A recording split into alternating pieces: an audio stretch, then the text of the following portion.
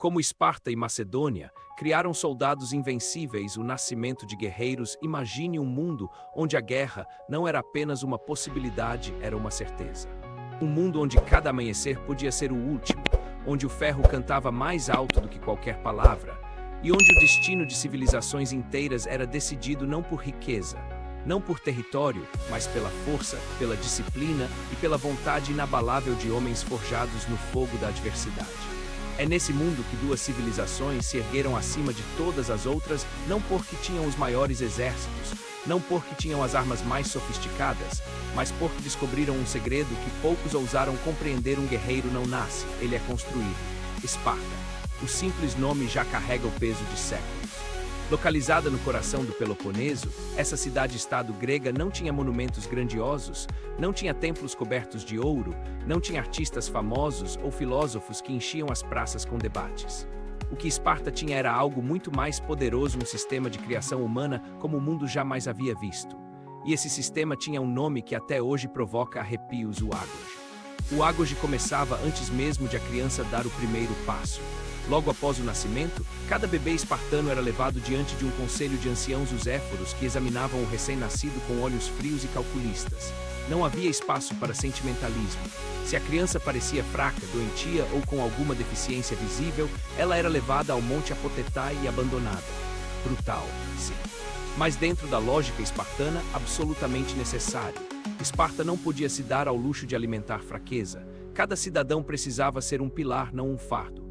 Os que sobreviviam a esse primeiro julgamento cresciam nos primeiros 6 anos de vida sob os cuidados das mães, mulheres que, em Esparta, não eram apenas donas de casa, eram educadoras de guerreiros. As mães espartanas tinham a responsabilidade sagrada de endurecer seus filhos, desde cedo banhos em água fria mesmo no inverno, nenhuma proteção excessiva contra o medo ou a dor, nenhuma tolerância para choros sem motivo. A famosa frase atribuída às mães espartanas ao enviar seus filhos para a batalha com ele ou sobre ele não era apenas uma expressão de coragem.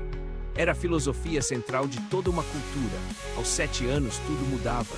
O menino era arrancado do seio familiar e entregue ao Estado. A partir desse momento, sua vida pertencia a Esparta e o ágoge começava a viver de verdade como um espartano. As crianças eram agrupadas em agelai, que significa rebanhos, e colocadas sob a supervisão de jovens mais velhos chamados eirenes. Esses jovens líderes não eram gentis, eram exigentes, duros e tinham autoridade total para punir e disciplinar. O objetivo não era criar crianças felizes, era criar sobreviventes. A alimentação era propositalmente escassa, não porque Esparta não tinha comida, tinha, mas porque a fome ensinava algo que nenhuma aula poderia ensinar: a vontade de superar o corpo. Os meninos eram encorajados, na verdade, esperados a roubar comida de fazendas e mercados locais. Mas aqui vem a virada que poucos conhecem: não era punido quem roubava. Era punido quem se deixava pegar. A lição era clara e devastadora na sua simplicidade: na guerra, quem é visto morre. A astúcia valia mais do que a força bruta. O treinamento físico era incessante. Corrida em terrenos acidentados, luta, salto, arremesso de dardo e disco, tudo isso fazia parte da rotina diária. Mas o diferencial espartano não estava apenas no treino físico. Estava no treinamento mental. Os meninos eram expostos a situações de humilhação controlada, a noites ao relento, a marchas sem fim, a dores que teriam quebrado qualquer outro jovem mediterrâneo da época. E tudo isso com um único propósito: quando chegasse o momento real, quando o campo de batalha rugisse e o sangue corresse, o guerreiro espartano já teria visto o pior. Ele já teria sobrevivido ao impossível dentro do seu próprio treinamento. As táticas que mudaram o mundo: se Esparta era a forja que criava o metal, a Macedônia foi a mente que descobriu como usá-lo de maneiras que ninguém jamais havia imaginado. E no centro dessa revolução militar estava um homem que começou como refém político e terminou como arquiteto de um dos exércitos mais sofisticados da história antiga: Filipe II da Macedônia, o pai de Alexandre, o Grande. Mas antes de falar sobre a Macedônia, precisamos entender o que tornava o guerreiro espartano tão letal no campo de batalha. Porque o ágoge não terminava aos 18 anos. Na verdade, aos 18 anos, ele apenas ficava mais sério. Os jovens que concluíam a fase inicial do treinamento entravam na cripteia, e essa é a parte da história espartana que a maioria dos livros escolares omite convenientemente. A cripteia era uma espécie de iniciação secreta, um rito de passagem que poucos documentos históricos descrevem com clareza, talvez porque os próprios espartanos não quisessem que seus inimigos soubessem dos detalhes. Os jovens espartanos eram enviados sozinhos para o campo, sem comida, sem equipamento completo, com uma única missão: sobreviver. E mais do que sobreviver, caçar e matar ilotas, os escravos que sustentavam a economia espartana. Não era crueldade gratuita. Era uma engrenagem calculada de um sistema que precisava manter o controle sobre uma população escrava que superava os espartanos em proporção de 7 para 1. A Cripteia treinava assassinos silenciosos, homens capazes de operar no escuro, de matar sem hesitação, de suprimir o medo com a razão. Aos 20 anos, o jovem espartano entrava para o exército regular. Mas mesmo assim, ele não voltava para casa. Até os 30 anos, ele dormia no quartel com seus companheiros de batalha, comia com eles, treinava com eles. Esse convívio forçado não era apenas logístico, era psicológico e estratégico. Os espartanos descobriram algo que a ciência moderna confirmaria milênios depois: laços de confiança forjados na adversidade compartilhada criam unidades de combate que lutam não pelo rei, não pelo território, mas uns pelos outros. E um homem que luta para proteger seu irmão é infinitamente mais perigoso do que um homem que luta por ordem. A formação de batalha espartana, a falange hoplita, era a expressão física perfeita dessa filosofia. Guerreiros enfileirados, escudos sobrepostos formando uma muralha de bronze, lanças apontadas para frente em múltiplas fileiras. Era uma máquina de guerra coletiva onde a força individual era irrelevante sem a coesão do grupo.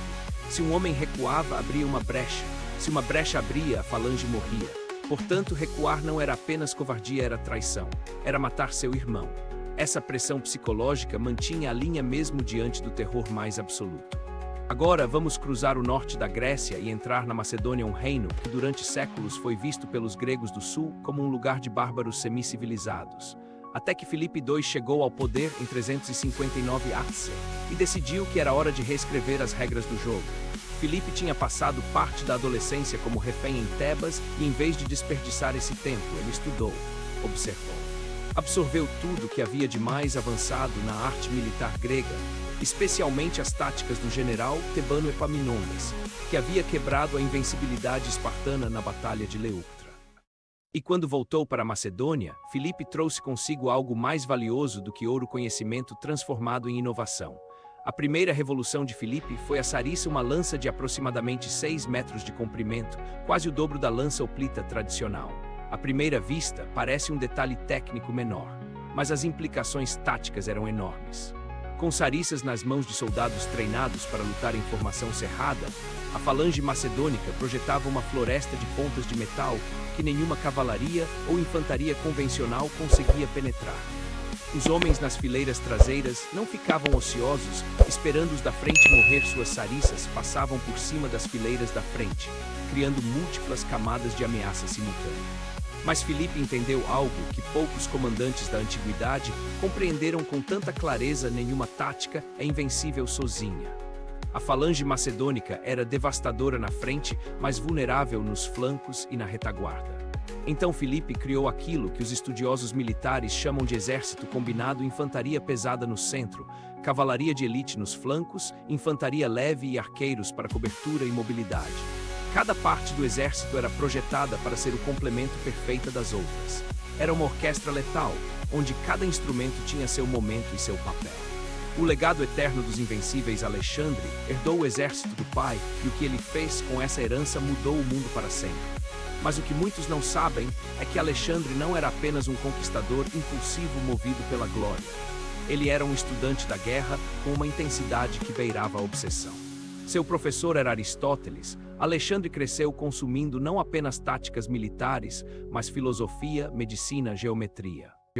Ele entendia que um grande comandante precisava ser mais do que um guerreiro, precisava ser um pensador que usar tudo a seu redor com sabedoria.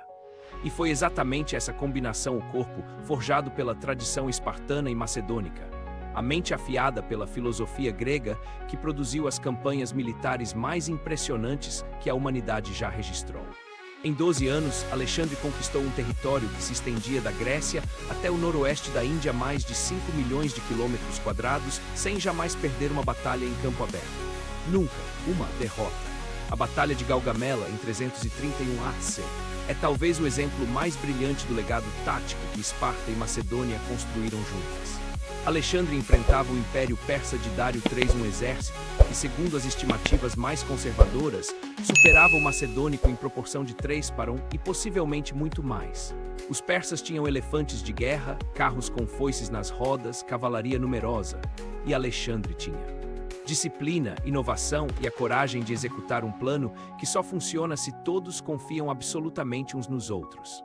Alexandre ordenou que sua falange avançasse em ângulo, criando deliberadamente uma abertura no centro da linha, uma fraqueza aparente que convidava o avanço persa.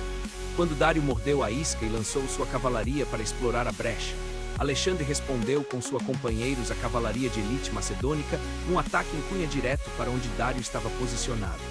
A estratégia era simples na teoria e genial na execução: não destruir o exército inimigo, mas destruir sua vontade de lutar, eliminando o comando central. Dário fugiu. O exército mais poderoso do mundo antigo se desfez como névoa ao sol da manhã. Mas o verdadeiro legado de Esparta e Macedônia não está nas batalhas que venceram. Está no princípio que elas descobriram e que ressoa até hoje em cada academia militar, em cada equipe de alto desempenho, em cada organização que busca a excelência. A invencibilidade não é um dom, é um processo. É a soma de milhares de dias de treinamento quando ninguém está assistindo, de noites de desconforto que forjam resistência, de laços construídos na adversidade compartilhada, de disciplina mantida não por medo da punição, mas por respeito a algo maior do que o indivíduo. Os espartanos entenderam que o maior inimigo de um guerreiro não é o homem à sua frente na batalha. É a voz dentro da sua própria cabeça que sussurra: recua, descansa, isso é bom o suficiente. E foi contra esse inimigo interior que todo o Ágoge foi construído, não para criar robôs obedientes, mas para criar homens que haviam vencido a si mesmos tantas vezes que vencer os outros era quase uma consequência natural. Alexandre, ao cruzar o rio Helesponto rumo à Pérsia com seu exército, realizou um gesto que diz tudo sobre a mentalidade que herdou. Alexandre foi ao túmulo de Aquiles, seu herói mitológico, e colocou uma coroa de flores. Depois virou-se para seus generais e disse que invejava Aquiles por ter tido Homero para imortalizar seus feitos. Mas aqui está o que Alexandre talvez não tenha percebido naquele momento: ele não precisaria de Homero.